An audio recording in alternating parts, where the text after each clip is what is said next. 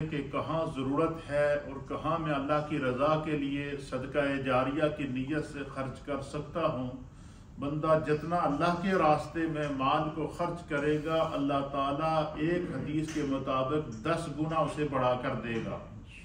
कुरान करीम में भी अल्लाह ताला ने इसी तरफ इशारा किया है और बाद रवायात में 10 गुना से लेकर 70 और 70 से लेकर 700 गुना तक अल्लाह ताला बंदे को वापस माल उस माल का हक अदा करने की बिना पर खुदा उसको अपने खजाना गैब से वापस लौटाता है। और इसीलिए फरमाया कि जो लोग अपने माल से ज़कात निकालते हैं तो अल्लाह के हबीब अलैहिस्सलातु वस्सलाम ने फरमाया कि हस्सिनु अमवालकुम बिज़्ज़कात। हुज़ूर ने फरमाया कि अपने अमवाल को, अपने मालों को की हिफाजत ज़कात के ज़रिए करो ताकि तुम्हारे माल अल्लाह की बारगाह में महफूज रहें और खुदा बंदे कुद्दूस तुम्हारे माल को शर से, फितने से, चोरी से, डकैती से और हर किस्म के नुकसान और वबाल से महफूज रखे। इसलिए अल्लाह ताला और इस्लाम का चौथा जो पिलर है वो रोज़ा है। अल्लाह ताला ने साल में एक महीना हम पर रोज़े फ़र्ज किए हैं और उसका अजर बेशुमार बयान किया है ताकि बंदा मोमिन के अंदर एहसास पैदा हो सके कि सुबह से शाम तक भूखा रहना कितना मुश्किल है, प्यासा रहना कितना मुश्किल है। लेकिन अल्लाह की मखलूक में कुछ ऐसे लोग हैं जो कई कई दिन तक फाकों से गुजारते हैं। इसीलिए नबी अलैहिस्सलातु वस्सलाम ने फरमाया कि रमज़ान का महीना ये शहरुल मवासात है, ये गमगसारी का महीना है और इसमें एक दूसरे का ख्याल किया करो। और इस्लाम का 5वां पिलर हज है। इनिस्ताता इलैहि सबीला, जो उसके रास्ते में इस्तिताअत रखता है उस पर हज है, वो ज़िंदगी में एक मरतबा हज करे। फरमाया इन इस्लाम के 5 पिलर्स के साथ जो शख्स वाबस्ता हो और उनमें खुशकिस्मत है वो शख्स जिसको अल्लाह ने ज़िंदगी भी दी, माल भी दिया, दौलत भी दी, सेहत भी दी, इबादत की तौफीक भी दी। और वो बंदा खुशकिस्मत है जो अपनी ज़िंदगी में इस्लाम के इन 5 पिलर्स के साथ जुड़ा रहा, इन 5 पिलर के साथ जो है वो उसका ताल्लुक कायम रहा, तो वो इंसान सबसे ज़्यादा खूबसूरत है। इसलिए अल्लाह के हबीब अलैहिस्सलातु वस्सलाम की जब मजलिस लगती तो सरकार दो आलम सल्लल्लाहु ताला अलैहि वसल्लम, अब इन 5 ये जो इस्लाम के 5 पिलर्स हैं इनमें से हर एक की अपनी तफसील है। अल्लाह ने कुरान के अंदर भी उसकी अजमत को बयान फरमाया है, अल्लाह के हबीब ने अहादीस के अंदर भी उनकी अजमतों को बयान किया है ताकि उम्मत हमेशा के लिए दीन से कायम रहे, उम्मत का रिश्ता दीन से कायम रहे, उम्मत का रिश्ता इस्लाम से कायम रहे, उम्मत का रिश्ता जो है वो मखलूक से न कटे। कुरान मजीद और अहादीस शरीफा के अंदर नमाज के बाद जिस इबादत का जिक्र किया गया है वो ज़कात है। वो क्या है? ज़कात है। और ज़कात की वजह से सरमायादारों और गरीबों के दरमियान तवाज़ुन पैदा होता है और इसी तरीके से दौलत इंसान की गर्दश के अंदर रहती है और मुसलमानों के दरमियान हमदर्दी और बामी इमदाद और यगानगत और मोहब्बत का एक सिस्टम पैदा हो जाता है और दुआओं का सिलसिला जारी हो जाता है। जब कोई अमीर किसी गरीब की मदद करता है तो उसका निज़ाम ज़िंदगी चलता है, तो वो दिल से गरीब को दुआ देता है और उसकी दुआ उसको जो उसने उसको माल दिया है, दौलत दी है, ज़कात दिया है, सदाकात दिया है और वो उससे उसका अपना माल भी पाक हो गया और खुदा ने उसके ज़रिए उसकी हिफाजत भी कर दी, माल की भी हिफाजत कर दी, जान की भी हिफाजत कर दी। इसी तरीके से अल्लाह ताला की हिकमत है, ये जो हम नमाज पढ़ते हैं ये हमारी बदनी इबादत है। ये क्या है? बदनी इबादत है। रोजा रखते हैं ये बदनी इबादत है। इससे इंसान के जिस्म के अंदर खुदावंदे कुद्दूस एक नमाज पढ़ने से पता नहीं कितनी हमारी बीमारी जिस्म की अल्लाह दूर करता है। जिस तरह आपको याद होगा कि मैंने आपकी खिदमत में हदीस पेश की थी कि नबी अलैहिस्सलातु वस्सलाम ने फरमाया कि इंसान के जिस्म के 360 जोड़ हैं, जॉइंट हैं, और जब एक दफा नमाज के लिए खड़ा होता है, फिर रुकू में जाता है, फिर सजदे में जाता है, फिर कादे में बैठता है, फरमाया वो 360 इंसान के जिस्म के जोड़ अल्लाह की बारगाह में क़याम करने से, रुकू करने से, सजदा करने से एक्टिव हो जाते हैं और इंसान के जिस्म की लाइलाज कई बीमारियां अल्लाह अपनी रहमत से दूर कर देता है। फरमाया कि एक ये और एक रवायत के अंदर हुज़ूर नबीना अलैहिस्सलातु वस्सलाम ने इस तरफ एक हदीस का मफ़हूम है, हुज़ूर के इस हदीस का मफ़हूम यह है कि जिस शख्स ने 5 वक्त की नमाज अदा की तो गोया के दिन में 5 मरतबा जब वो नमाज पढ़ने के लिए मस्जिद में आता है और बाजमात मुसलमान जो है वो आकर जमात के साथ नमाज अदा करते हैं, तो वो जिस्मों का 360 आज़ा जो है वो इंसान के जिस्म की तरफ से खुदा का शुक्र अदा करते हैं, इंसान की बॉडी की तरफ से खुदा का शुक्र अदा करते हैं। और जब अल्लाह जो इंसान खुदा का शुक्र अदा करे तो अल्लाह का ये फैसला है, ला इन शकरतुम ला अज़ीदन्नकुम वला इन कफरतुम इन्ना अज़ाबी लशदीद, कि अगर तुम अल्लाह ताला के अता करदा नियामतों पर उसका शुक्र करोगे तो वो अपनी नियामतों में इजाफा करता रहेगा।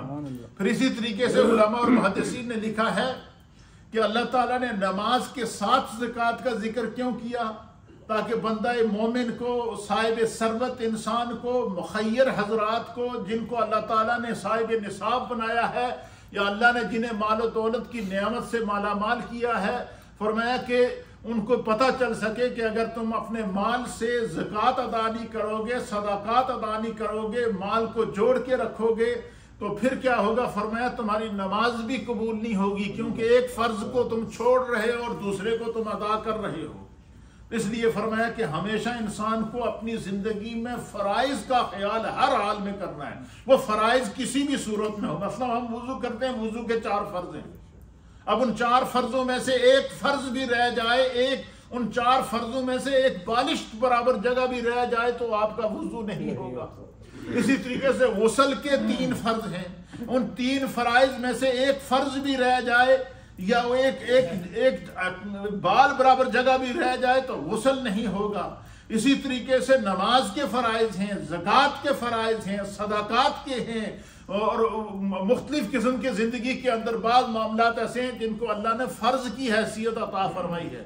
इसलिए बंदा मोमिन को हर लम्हा इन चीज़ों से बाखबर रहना चाहिए। इसी तरीके से अब अल्लाह ताला ने ज़कात को क्यों फ़र्ज किया है, इसके ऊपर उलमा और मुहद्दिसीन ने बड़ी खूबसूरत बातें लिखी हैं कि ज़कात को फ़र्ज करने में खुदा की हिकमत क्या है। सबसे पहली हिकमत हमारे मुफस्सिरीन ने लिखी है, वो ये है कि अल्लाह ताला ने मुसलमानों पर ज़कात फ़र्ज की ताकि मुसलमान इस बात को जान ले कि सआदत उखरवी महज माल और दौलत में मशहूर रहने से हासिल नहीं होती, बल्कि सआदत उखरवी इस हाल में हासिल होती है कि खुदा जब माल दे, दौलत दे, इज्जत दे, तो वो जब साहिब निसाब हो तो उससे ज़कात अदा करे, उससे सदाकात अदा करे, उससे हज अदा करे, अपने माल को खुदा के रास्ते में खर्च करता रहे और ये नियत कर ले कि अल्लाह मैं इस काबिल नहीं था, तूने अपने करम से दिया है, तूने अपने फजल से मुझे अता किया है, इसलिए मैं तेरे रास्ते में खर्च कर रहा हूँ। तो फरमाया कि जो है वो अल्लाह ताला अपने फजल करम से जो है वो फिर माल खर्च करने से जो है वो उसको सआदत उखरवी हासिल होती है, और माल खर्च करने से अल्लाह उसके बदले में कई गुना माल भी अता फरमाता है और उसके बदले में खुदा बंदे कुद्दूस इंसान के गुनाहों को माफ करके उसको जन्नत में जगह अता फरमाता है। अल्लाहु अकबर। ये है ये करम और फजल की बात है। फिर इसी तरीके से मुहद्दिसीन और अल्लाह ताला ने कुरान के अंदर फरमाया हुज़ मिन अमवालिहिम सदका तुतहिरुहुम व तुज़क्कीहिम बिहा। अल्लाह ताला ने नबी अलैहिस्सलातु वस्सलाम से फरमाया कि उनके अमवाल से ज़कात वसूल करें।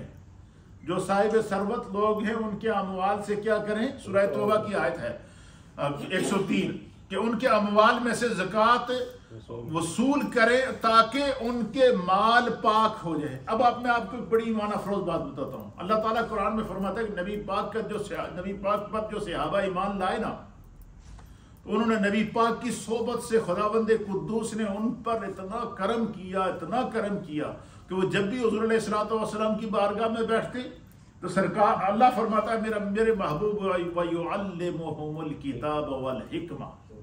जैसे ही सहाबा इकराम आते तो हुजूर उनको कुरान करीम की तालीम देते, उनको किताब और हिकमत की तालीम देते, उनको दीन के मसाइल बताते, उनको दीन के अंदर मसरूफ रखते, उनके दीनी ज़ौक़ के अंदर इजाफा फरमाते। और फरमाया कि ये जब इस सहाबा हुजूर के पास आते, हुजूर वयुअल्लिमुहुमुल किताब वल हिकमा, और जब उनको इल्म हासिल हो गया, मसाइल का इल्म हासिल हो गया, फ़राइज़ का इल्म हासिल हो गया, हुकूक का इल्म हासिल हो गया, वाजिबात का इल्म हासिल हो गया, और जब उन्होंने उस इल्म हासिल करके उस पर अमल करना शुरू किया तो मेरे मुस्तफ़ा उनको देख कर खुश होते। हुजूर उनको देख के क्या होते? खुश होते। कोई भी सहाबी जब कोई नेक काम करता ना तो सरकार उसको देखते, हुजूर उस पर खुश होकर तक़ब्बल अल्लाह ताला, अल्लाह ताला तेरे इस अमल नो, तेरी इस अदा नो कबूल कर। ये हुजूर अलैहिस्सलातु वस्सलाम क्या करते थे? दुआ किया करते थे कि खुदा तेरी इस आदत नो बरकरार रखे और अल्लाह तेरे इस नेक अमल नो क्या करे? कबूल करे। अच्छा, जब हुजूर खुश होते ना, अल्लाह फरमाता है कि फिर क्या करता?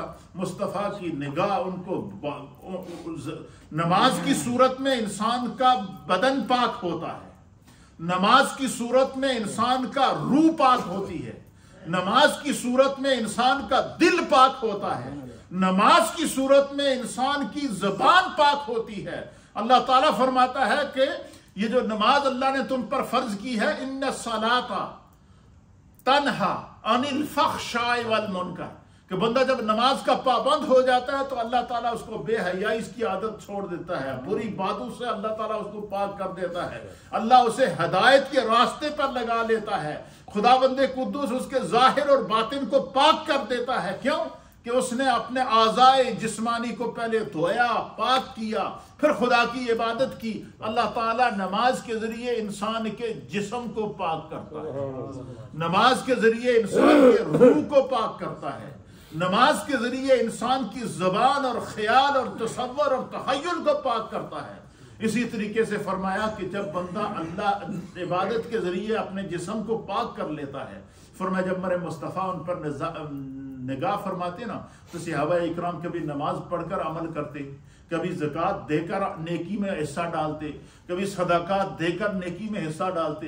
हत्ता कि कुरान के अंदर अल्लाह ने यह बयान किया है कि मेरे महबूब ने सहाबा इकराम की आदतों को इस तरह तब्दील कर दिया था कि वफ़स्तबिकुल खैरात, कि हर सहाबी रसूल की ये कोशिश होती थी, वो इस इंतजार में होते थे रसूलुल्लाह हमें किसी नेकी का हुक्म दें, फस्तबिकुल खैरात, हम उस नेकी के काम में सबसे पहली सफ में नजर आए, नेकी करने में हम एक दूसरे से सबकत ले जाएं। तो सहाबा इकराम के अंदर कंपटीशन किस चीज का होता था? कि मैं नेकी मेरी अल्लाह की बारगाह में कबूल हो जाए।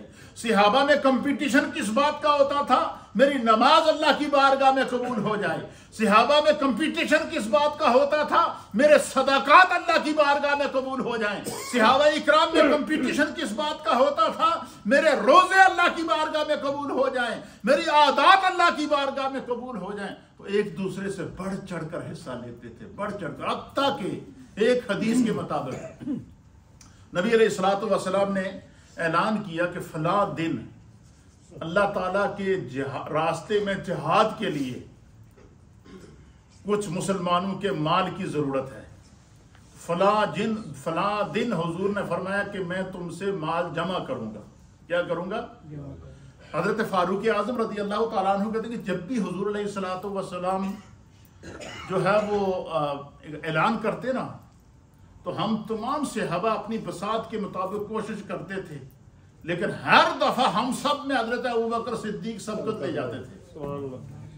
हजरत अबू बकर सिद्दीक की आदत होती थी कि हर वक्त सबकत ले जाते थे, हर वक्त सबकत ले जाते थे। तो हजरत फारूक आज़म कहते कि जब सरकार ने ऐलान किया ना कि फला दिन मुझे अल्लाह के रास्ते में माल जमा करना है और हर एक अपनी बसात के मुताबिक उसमें हिस्सा डाले, तो हज़रत फारूक आज़म कहते हैं कि उन दिनों में मेरे हालात बड़े चंगे सन, मुझे खुदा ने बड़ा माल दिया हुआ था। आप फरमाते हैं कि मेरे दिल में ये ख्याल आया कि इस दफा अबू बकर को आगे नहीं बढ़ने देंगे। तो क्या फरमाते हैं? कहते हैं कि मैंने अपने माल के दो हिस्से किए। क्या किए? अपने माल को 2 हिस्सों में डिवाइड किया और एक हिस्सा मैंने अपने और अपने घर वालों के लिए रखा और एक हिस्सा सारे का सारा उठाकर सरकार दो आलम सल्लल्लाहु ताला अलैहि वसल्लम की बारगाह में पहुंचा। तो हुजूर ने देखा, खुशी का इजहार किया, फरमाया मेरे उमर अल्लाह तेरी इस मोहब्बत को कबूल करे, जरा मैं ए दस घर वाले वास्ते भी कुछ रखा ही या कि नहीं? तो हज़रत फारूक आज़म के लिए मैंने अर्ज किया, या रसूल अल्लाह, आधा माल मैंने घर के लिए रखा और आधा आपके कदमों पर मैं कुर्बान कर रहा हूँ दीन के रास्ते पर। तो हुजूर ने फरमाया तक़ब्बल अल्लाहु मालक, अल्लाह तेरे माल को कबूल करके बैठ जा। कहते इसलिए सहाबा इकराम आते रहे, माल लेते रहे, आते रहे, माल लेते रहे, आते रहे, माल लेते रहे। अच्छा, वो हुजूर ने और किसी से नहीं पूछा। अच्छा, हज़रत उमर से क्यों पूछा? उनके दिल में ख्याल आया था कि आज मैं अबू बकर से बढ़ूंगा। इतने में हज़रत सैयदना अबू बकर सिद्दीक माल लेकर आए। आपने अपने जिस्म के ऊपर वो चादर जिसने आपके सतर को ढांपा हुआ था, एक वो चादर और एक चादर जिसके ऊपर जिसको आपने कमीज बनाया हुआ था और उसके साथ बबोल के दरख्त के कांटे लगाए हुए थे, हत्ता कि उसके साथ जो बटन थे ना वो भी उतार कर उस गुठड़ी के अंदर डाले हुए थे। वो लेकर हुजूर की बारगाह में हाजिर हुए। सरकार दो आलम सल्लल्लाहु अलैहि वसल्लम ने फरमाया, अबू बकर अल्लाह तेरी इस मोहब्बत को कबूल फरमाए, घर वालों के लिए क्या छोड़ा? तो आपने अर्ज किया कि या रसूल अल्लाह, घर में अल्लाह और उसके रसूल को छोड़ाया। घर में अल्लाह और उसके रसूल को छोड़ाया। जब ये बात कही ना, हज़रत उमर कहते हैं कि उस वक्त मेरे ख्याल है कि हम नेकी के बाब में भी अबू बकर से नहीं पढ़ सकते, क्योंकि अबू बकर को अल्लाह ताला ने अंबिया के बाद कायनात में सबसे ज्यादा अफजल बनाया, अमल के एतबार से भी अफजल बनाया है, अल्लाह के रास्ते में माल खर्च करने के एतबार से भी अफजल बनाया है, इखलास और तक़वा के एतबार से भी अफजल बनाया है, क्योंकि अबू बकर मनशाए रसूल के मुताबिक अपनी जिंदगी को कुर्बान कर चुके थे। ये बात हुई। कहते हैं कि ये सारा मंजर जब देखा सरकार द्वारा, जब हज़रत अबू बकर सिद्दीक ने अर्ज किया ना कि या रसूल अल्लाह, घर में अल्लाह और उसके रसूल को छोड़कर आया हूं, तो अल्लामा जलालुद्दीन सियूती रहमतुल्लाह अलैह ने तारीखुल खुलाफा के नाम से एक किताब लिखी है। उसमें हज़रत अबू बकर सिद्दीक के फजाइल के बाब के अंदर इसको नकल किया। आप फरमाते हैं कि जब हज़रत अबू बकर सिद्दीक ने अर्ज किया ना, या रसूलुल्लाह, घर में अल्लाह और उसके रसूल को छोड़ आया हूँ, जो कुछ था मैं लेकर आ गया हूं आपकी खिदमत में, आप जहे नसीब कि आप इसको कबूल कर लें। कहते इतने में जिब्रील अलैहिस्सलातु वस्सलाम आए। जिब्रील नबी की बारगाह में आया। अल्लामा जलालुद्दीन सियूती कहते हैं तो जिब्रील अलैहिस्सलातु वस्सलाम ने भी 2 चादरें रखी हुई, जैसे अबू बकर सिद्दीक ने, जिब्रील ने भी 2 चादरें रखी हुई और एक चादर जो ऊपर उन्होंने पहनी हुई उसके साथ भी बबोल के दरख्त के कांटे लगे हुए हैं, और वही जिस तरह का तहमत हजरत अबू बकर सिद्दीक ने पहना हुआ, इसी तरह का तहमत उन्होंने पहना हुआ। तो जिब्रील अलैहिस्सलाम हाजिर हुए तो हुजूर ने जिब्रील को देखा तो अर्ज किया कि सरकार दो आलम सल्लल्लाहु अलैहि वसल्लम ने फरमाया कि जिब्रील, आज बड़े खूबसूरत अंदाज में आए हो। तो जिब्रील अलैहिस्सलाम ने अर्ज किया कि या रसूल अल्लाह, या हबीबुल्लाह, ये सिर्फ मेरी कैफियत नहीं है, 7 जमीनों और 7 आसमानों के ऊपर जितने फरिश्ते मौजूद हैं, आज सब ने वही लिबास पहना हुआ है। अल्लाह ने फरमाया कि मुझे अबू बकर का इखलास, अल्लाह के रास्ते में अबू बकर का माल खर्च करना, अल्लाह के रास्ते में अबू बकर की कुर्बानी को अल्लाह ने कबूल कर लिया, तो अबू बकर की अदा को आज आसमान के फरिश्ते भी अदा कर रहे हैं। इसलिए मेरे दोस्तों, जो शख्स अल्लाह के रास्ते में कोई नेक काम करता है, उसकी नेकी उसे मरने नहीं देती। सदका करता है तो सदका जारिया वो दुनिया में रहे या न रहे, उसके लिए वो होता है। इसलिए फरमाया कि जो लोग अल्लाह के रास्ते में माल खर्च करते हैं, तो फरमाया कि क्या होता है, इसमें एक दूसरे के साथ हमदर्दी पैदा होती है। और दूसरी हिकमत क्या है? दूसरी हिकमत हमारे मुफस्सिरीन ने लिखी है कि माल से चूंकि दुनियावी लज्जतों और आसाइशों का हुसूल होता है, इसलिए इंसान फितरी तौर पर माल की तरफ माइल और माल को जमा करने में हरीस होता है। इसलिए अल्लाह ताला ने ज़कात फर्ज की ताकि इंसान अल्लाह ताला की राह में माल खर्च करने और खर्च करने के अंदर जो है वो कोशिश में लगा रहे, उस हिर्स का और उस लालच का खात्मा हो जाए। आप देखिए, बाज़ लोगों को जब माल की लालच पड़ जाती है तो वो फिर जब हलाल तरीके से ना आए तो वो नाजायज तरीका इस्तेमाल करते हैं या नहीं करते? रिश्वत की सूरत में नाजायज तरीका इस्तेमाल करते हैं या नहीं करते हैं? सूद की सूरत में नाजायज तरीका इस्तेमाल करते हैं या कि नहीं करते हैं? चोरी की सूरत में नाजायज तरीका इस्तेमाल करते हैं या कि नहीं करते? तो फरमाया कि अल्लाह ताला ने ये ज़कात फर्ज कर दी ताकि बंदे को ये ख्याल रहे कि जिस रब ने मुझे माल दिया है, जिस तरह उसने मुझे दिया है, मुझे उसके रास्ते में खर्च करने के अंदर किसी किस्म की बुखल से काम नहीं लेना चाहिए। और फरमाया कि उसी का दिया हुआ माल है उसके रास्ते में खर्च करता हूं। इसलिए फरमाया कि जब तुम किसी को कोई ज़कात दो, कोई सदका दो, किसी गरीब यतीम की मदद करो, तो हुजूर ने फरमाया जिंदगी में कभी उसको ताना ना देना कि मैंने थोड़ी बड़ी मदद की किसी किसी दो रही। और हमारे अंदर हम लोगों में ये आदतें पाई जाती हैं, हम गांव में इलाके में किसी गरीब की मदद करें तो बस वो सोचते होते हैं कि भाई किसी तरीके से उसके सामने उसका इजहार करें। बल्कि सरकार दो आलम सल्लल्लाहु अलैहि वसल्लम ने फरमाया कि सबसे बेहतरीन, हुजूर की बारगाह में सवाल किया गया कि सबसे बेहतरीन सदका कौन सा है? अल्लाह के हबीब ने फरमाया दायां हाथ दे तो बाएं को पता न चले। दायां हाथ अल्लाह के रास्ते में माल दे तो बाएं को पता न चले। फरमाया ये सदकात में सबसे बेहतरीन सदका है। फिर इसी तरीके से फरमाया कि तीसरी हिकमत क्या है? फरमाया कि माल की ज्यादती और कसरत की वजह से इंसान के अंदर बसा औकात गरूर आ जाता है, बसा औकात तकब्बुर आ जाता है, बसा औकात फिस्को फजूर आ जाता है। और फरमाया वो पैसे की ताकत की वजह से हर जायज और नाजायज ख्वाहिश को पूरा करने की कोशिश करता है। और इसी तरीके से फरमाया कि कुरान करीम के अंदर अल्लाह ने भी इसी तरफ इशारा दिया कि इन्नल इंसान लयतगा अर्राअहु इस्तगना, कि इंसान बहुत सरकश है, वो समझता है कि उसे किसी की परवाह नहीं है। फरमाया जब मालो दौलत आता है तो इंसान बसा औकात गरूर में आ जाता है, तकब्बुर में आ जाता है, माल के बलबोते पर वो बड़े बड़े गुनाह कर गुजरता है या किसी से गुनाह करवा देता है। हमने देखा नहीं कि टारगेट किलिंग्स जो होती हैं, लोग पैसे दे के जो है वो लोगों को इस्तेमाल करते हैं या नहीं करते हैं? अब वो जायज नाजायज तरीके से जो माल जमा है उसको अगर तो आप हराम रास्ते पे लगा के लोगों को कत्ल करवा दें, किसी को नुकसान पहुंचा दें, किसी को माल तबाह करवा दें, ऐसी बात होती है या नहीं होती है? तो फरमाया कि जब इंसान जो है उसके अंदर तकब्बर पैदा होता है तो फरमाया कि ज़कात की फर्जियत से उसकी सरकशी, उसके फजूर के अंदर कमी आती है। क्यों आती है? हमेशा वो बंदा ज़कात निकालेगा जिसके अंदर खौफे खुदा मौजूद होगा, जिसके दिल के अंदर तकवा मौजूद होगा, जिसको ये होगा कि भाई ये माल मुझे खुदा ने दिया है, मुझे इसका हिसाब देना है।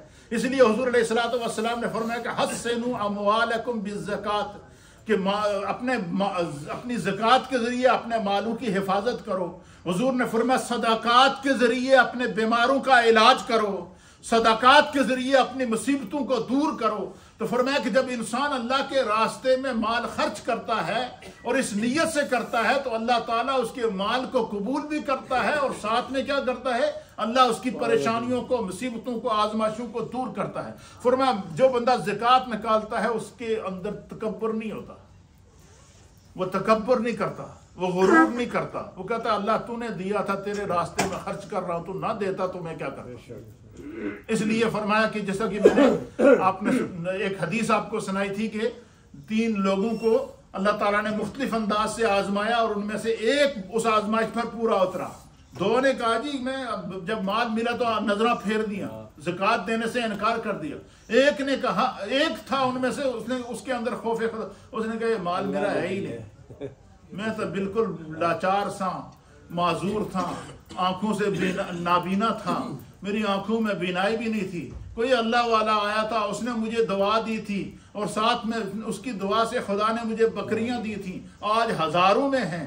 तू अगर मेरे पास आया है तो तुम्हें इन बकरियों में से जितनी पसंद हैं वो सब की सब अल्लाह के रास्ते में ले जाओ, ये मेरा माल नहीं है, खुदा ने ड्यूटी लगाई हुई है, मैं अदा कर रहा हूँ। तो फरिश्ते ने कहा, दोनों के माल तबाह हो गए। फरिश्ते ने कहा तेरा माल क्या ले जाना है, खुदा ने तेरे इस इखलास को देखना है। इसी तरीके से कुरान करीम में अल्लाह ताला ने फरमाया कि ये जो तुम अल्लाह के रास्ते में कुर्बानी करते हो, कुर्बानी में भी बंदा माल खर्च करता है ना, अल्लाह फरमाता है कि अल्लाह को तुम्हारे गोश्त की ना जरूरत है ना खून की जरूरत है। अल्लाह तो तुम्हारे अंदर तुम्हारे तकवे को देखता है, तुम्हारे इखलास को देखता है। इसलिए नबी अलैहिस्सलाम ने फरमाया कि जब अपने माल से ज़कात निकालो, ये सदकात दो, फतीबू बिहा नफ्सा, तो खुश दिली के साथ किया करो। फरमाया इससे तकब्बुर दूर होता है। और चौथी हिकमत क्या है? रसूलुल्लाह सल्लल्लाहु ताला अलैहि वसल्लम ने फरमाया तखल्लकू बिअखलाकिल्लाह। हुज़ूर अलैहिस्सलातु वस्सलाम ने फरमाया कि अल्लाह ताला की सिफात के साथ मुत्तसिफ हो जाओ, अल्लाह की सिफात के साथ मुत्तसिफ हो जाओ, अल्लाह ताला की सिफात वाली आदतें अपने अंदर डालो। तो फरमाया अल्लाह की सिफात से मुत्तसिफ जो बंदा होगा तो अल्लाह ताला रब्बुल आलमीन है। रब्बुल आलमीन का माना है कि अल्लाह अपनी मखलूक को पालता है, अल्लाह अपनी मखलूक को खिलाता है, अल्लाह अपनी मखलूक को पिलाता है। फरमाया जब बंदा अपने माल से ज़कात अदा करता है तो उसके ज़रिए क्या होता है? इंसान गुरबा की मदद करके अल्लाह ताला की जो है वो सिफात से मुत्तसिफ होता है। भूखों को खाना खिलाना अल्लाह की शान है, लेकिन अगर किसी नादार को कोई बंदा अपने रिज़्क़ हलाल से खाना खिलाता है तो गोया खुदावंद कुद्दूस की सिफ्त से मुत्तसिफ हो गया। अल्लाह उसके माल के अंदर, उसके रिज़्क़ के अंदर इजाफा फरमाता है। फरमाया कि ज़कात अदा करने का एक और फायदा है। वो क्या फायदा है कि फुकारा और मसाकिन जब देखते हैं कि फलां शख्स बड़ा नेक है, वो अपने माल से ज़कात निकालता है और वो हमेशा जो है वो हमारी मदद करता है, तो वो सारा साल उसके लिए दुआ करते रहे। उनकी दुआओं से खुदा उनके माल के अंदर 10 गुना, फिर 100 गुना, फिर 700 गुना, फिर उससे भी बढ़ाकर इजाफा करता रहता है। अल्लाह के दरबार में किसी चीज की कमी नहीं है। फिर फरमाया कि फिर एक दूसरे के साथ बामी ताल्लुक और मोहब्बत का वास्ता कायम रहता है। इसी तरीके से हदीस पाक के अंदर अल्लाह के प्यारे हबीब लबीब नबी रहमत सल्लल्लाहु ताला अलैहि वसल्लम ने ज़कात की बहुत बड़ी अहमियत और बहुत बड़ी फजीलत को बयान फरमाया है कुरान करीम फुरकान मजीद के अंदर। और इसी तरीके से नबी अलैहिस्सलातु वस्सलाम ने जो है वो जो लोग अल्लाह के रास्ते में ज़कात अदा करते हैं, माल अदा करते हैं, एक सहाबी रसूल ने अर्ज किया, या रसूल अल्लाह, या हबीब अल्लाह, इन्नी ज़ू मालिन कसीर, अल्लाह के हबीब खुदा ने मुझे आपकी दुआ से बड़ा माल दिया है। एक सहाबी नबी पाक की बारगाह में हाजिर हुए और उन्होंने अर्ज किया कि इन्नी ज़ू मालिन कसीरिन व ज़ू अहलिन व मालिन हादिरतिन फ़अख़बिरनी कैफ़ अस्नअ व कैफ़ अनफ़क़ु। अल्लाहु अकबर। सब कहें सुभान अल्लाह। मैं इस हदीस का तर्जुमा करूंगा, आपका ईमान ताज़ा है। एक शख्स नबी पाक की बारगाह में आया, उसने आकर अर्ज किया, या रसूल अल्लाह, या हबीब अल्लाह, मेरे माँ बाप आप पर कुर्बान हो जाएं, अल्लाह का दिया हुआ मेरे पास बहुत है। क्या फरमाया? खुदा ने मुझे माल भी बहुत दिया है, कारोबार की सूरत में, तिजारत की सूरत में, मुख्तलिफ अंदाज से अल्लाह ने मुझे माल भी दिया है और खुदा ने मुझे औलाद भी दी है। क्या उसने अर्ज किया? अल्लाह ने मुझे माल भी दिया है और अल्लाह ने मुझे औलाद भी दी है। या रसूल अल्लाह, आज आपकी बारगाह में मैं इसलिए हाजिर हुआ हूँ और इस नीयत से हाजिर हुआ हूँ कि मेरा माल भी आपके कदमों में हाजिर है, मेरी औलाद भी आपके कदमों में हाजिर है, आप इसको कबूल फरमाएं। क्या अर्ज किया? मेरा माल भी आपकी कदमों में हाजिर और मेरी औलाद भी आपके कदमों में हाजिर है, आप इसे कबूल फरमाएं और ये बताएं कि मैं अपने इस माल को कैफा अनफिको, मैं इस माल को किस तरह खर्च करूं। या रसूलुल्लाह, माल भी हाजिर है, औलाद भी हाजिर है, तो आपकी बारगाह में इसलिए हाजिर हुआ हूं कि खुदा ने जो मुझे माल दिया है, कैफा अनफिको, मैं इसको किस तरह अल्लाह के रास्ते में खर्च करूं। फ़क़ाल रसूलुल्लाह सल्लल्लाहु तआला अलैहि वसल्लम, तो अल्लाह के हबीब अलैहिस्सलातु वस्सलाम ने उसे मुखातब करके फरमाया, हुजूर ने फरमाया कि तुखरिजुल ज़काता मिन मालिका फ़इन्नहा तुहरतुन तुतहिरुका। हुजूर ने फरमाया कि जो माल खुदा ने तुझे दिया है और कुछ नहीं कर, तू अपने माल से ज़कात अदा कर। क्या कर? फरमाया जब तू अपने माल से ज़कात अदा करेगा तो क्या होगा? तो तुहरतुन व तुतहिरुकुम, फरमाया कि जब तुम अपने माल से ज़कात निकालोगे तो ज़कात जो है वो पाक करने वाली है, तुम्हारे माल को भी पाक करेगी और तुझे भी पाक करेगी। तो पता चला माल अदा करने से, ज़कात अदा करने से इंसान का माल पाक होता है, नमाज अदा करने से इंसान का जिस्म और रूह पाक होती है। इसीलिए फरमाया कि जब नबी अलैहिस्सलातु वस्सलाम सहाबा इकराम को तालीम देते तो अल्लाह उस मंजर को बयान करता है कि जब सहाबा इकराम सरकार दो आलम सल्लल्लाहु अलैहि वसल्लम के बताए हुए अहकामात के ऊपर अमल करते, माल होता तो ज़कात निकालते, नमाज का वक्त होता तो नमाज अदा करते, हज का वक्त होता तो हज अदा करते, फ़राइज़ की जिम्मेदारी होती तो फ़राइज़ अदा करते, सुनन की जिम्मेदारी होती तो सुनन अदा करते। तो फिर फरमाया जब सहाबा इकराम अल्लाह और उसके रसूल के बताए हुए और सिखाए हुए दीन के मुताबिक अपनी ज़िंदगी में मसरूफ़ हो जाते तो फिर क्या होता? फरमाया कि फिर मुस्तफ़ा जब उन पर नजर डालते ना, अल्लाह फरमाता वह युज़क्कीहिम, मेरे मुस्तफ़ा की सोबत में बैठने वाले उन तमाम सहाबा को अल्लाह ने ज़ाहिरन भी पाक कर दिया और अंदर से भी पाक कर दिया। मुझे बताएं, आप सारे समझदार लोग हैं, अल्लाह ने हमें अकल दी है, समझने की सलाहियत अता फरमाई है मेरे रब ने। आप मुझे बताएं कि उस शख्स की अजमत का क्या आलम होगा जिसको अल्लाह फरमा दे कि इसका माल भी पाक है, इसका जिस्म भी पाक है, इसकी रूह भी पाक है, इसका ख्याल भी पाक है, इसका तसव्वुर भी पाक है, इसका तखय्युल भी पाक है, इसका दिल कीने से पाक, इसका दिल हसद से पाक, इसकी जबान गालिम गलोच और झूठ से पाक, इसकी पेशानी सजदू के नूर से आशना, इसके जिस्म के ऊपर अल्लाह की इबादत के निशानात मौजूद हैं। और ये वो शख्स है कि जिसे अल्लाह रब्बुल आलमीन ने जो है वो माल भी दिया, औलाद भी दी, कारोबार भी दिया, तो लेकिन हर हाल में ये अपने रब की बारगाह में मसरूफ रहा। तो फरमाया, हुजूर ने फरमाया कि जब तू क्या करेगा, अपने माल से ज़कात निकाल, वो तुम्हें भी पाक कर देगा और तेरे माल को भी पाक करेगा। व तसीलो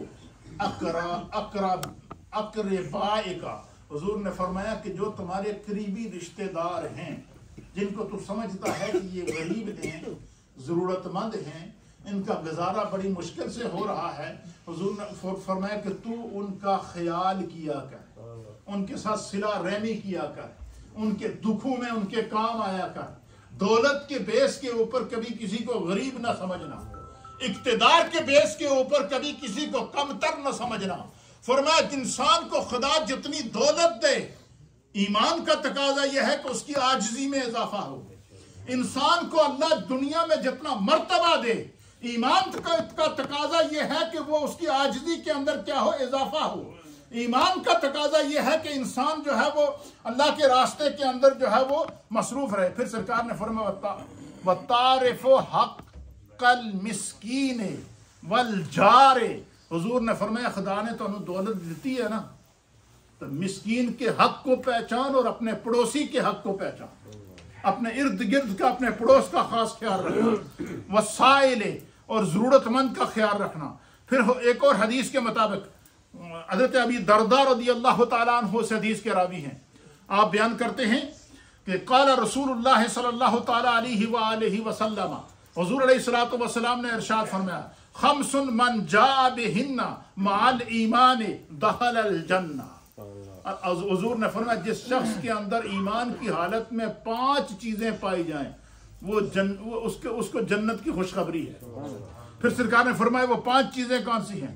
हुजूर ने फरमाया मन हाफज़ा अला सलावातिल खम्सा, हुजूर ने फरमाया जिस शख्स ने अपनी 5 नमाजों की हिफाजत की जो खुदा ने उस पर फर्ज की है। फरमाया जो उस बंदे ने 5 नमाजों की हिफाजत की इस तरह, अला वुज़ू हिन्ना, अच्छे वुज़ू के साथ, व रकू हिन्ना, अच्छे रकू के साथ, व सुजूद हिन्ना और अच्छे सजदे के साथ, व मवाक़ीत हिन्ना और वक्त के ऊपर नमाज को वक्त के साथ अदा करने के साथ।